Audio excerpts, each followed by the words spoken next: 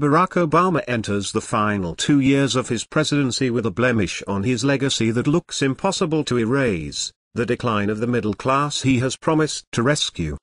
The revival of middle-class jobs has been one of Obama's mantras since he took office in 2009, fighting the worst economic crisis in generations.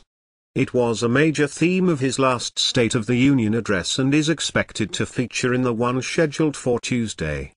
Administration officials said on Saturday the president would propose higher capital gains taxes, new fees on large financial firms, and other measures to raise $320 billion for programs and tax breaks aimed at the middle class.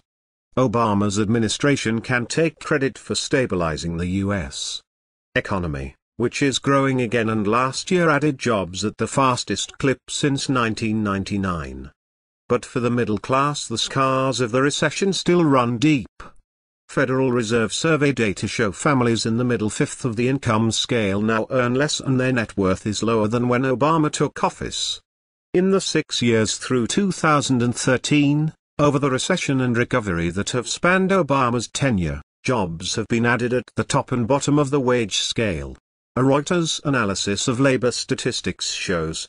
In the middle, the economy has shed positions, whether in traditional trades like machining or electrical work, white-collar jobs in human resources, or technical ones like computer operators.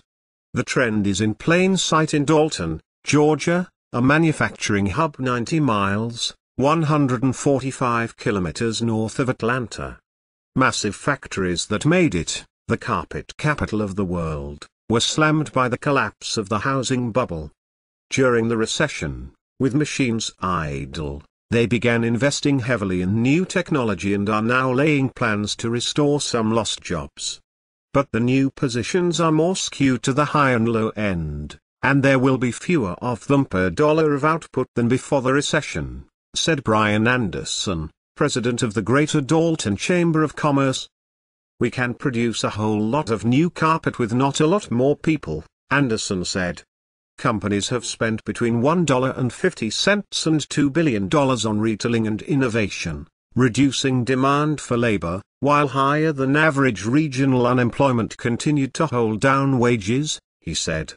Firms like flooring giant Shaw Industries pared jobs, dropping 5,000 from a pre-recession labor force of 28,000, but with new technology have rebuilt revenue to near previous levels.